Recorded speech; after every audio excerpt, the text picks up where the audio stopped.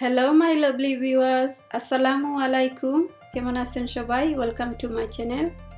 নিয়ে আসলাম আরে একটি রেসিপি আপনাদের সামনে। দেখুন আমি বোয়াল ফিশের ডিম কিভাবে রান্না করলাম।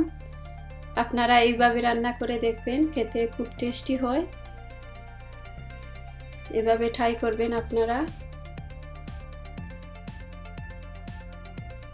এখানে আমি বোয়াল ফিশের ডিম নিয়েছি আর দুটা টমেটো আমি কেটে নিয়েছি, 4টি কাঁচামরিচ নিয়েছি এখানে, আর একটা পেঁয়াজ আমি কেটে নিয়েছি। মিক্স মশলা নিয়েছি আমি এখানে, মরিচ, হলদি, জিরা। একটি প্যানের মধ্যে আমি হাফ কাপ তেল দিয়ে দিচ্ছি। দিয়ে আমি 2 পিস রসুন মাশ করে এর মধ্যে দিয়ে দিচ্ছি, দিয়ে ফ্রাই করে পেঁয়াজ দিয়ে দেব।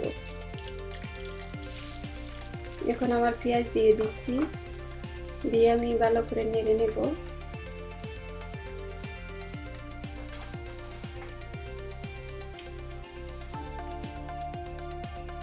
লবণ দিয়ে দিচ্ছি আমি, আপনারা দিবেন স্বাদ অনুযায়ী। আর দেখুন আমি এইভাবে বোয়াল ফিশের ডিমটাকে ভালো করে এভাবে মাশ করে নিচ্ছি। এভাবে আপনারা মাশ করে নেবেন।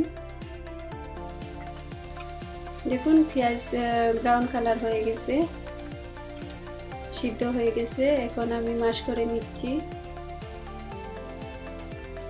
এভাবে আপনারা মাশ করে নিতে পারবেন অথবা ব্লেন্ডার দিয়ে ব্লেন্ড করে দিতে পারবেন। আমার মিক্স মশলা দিয়ে দিচ্ছি, মরিচ, হলদি, ধনিয়া, কারি পাউডার দিয়ে আমি ভালো করে মিক্স করে নেব। নিয়ে আমি 5 মিনিট মিডিয়াম হিট দিয়ে ঢেকে রাখবো। টমেটো অ্যাড করে দিয়েছি আমি যাতে সিদ্ধ হয়ে যায়। দেখুন 5 মিনিট ঢেকে রেখেছিলাম, এখন তেল উপরে বেশি উঠেছে, ফ্রাই হয়ে গেছে মশলা। এখন ডিম দিয়ে দিচ্ছি, বোয়াল ফিশের ডিম দিয়ে এভাবে আপনারা নাড়তে থাকবেন। দেখুন কিরকম হয়েছে। এভাবে করে দেখবেন, খেতে কিন্তু অনেক টেস্টি হয়, আপনারা ট্রাই করে দেখবেন।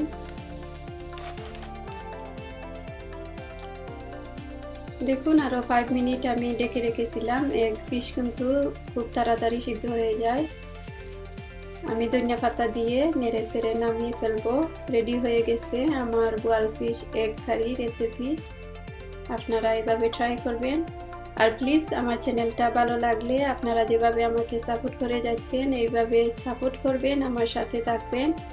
লাইক, কমেন্ট, শেয়ার, সাবস্ক্রাইব করবেন। Thank you so much for watching. Allah Hafiz. Assalamu alaikum.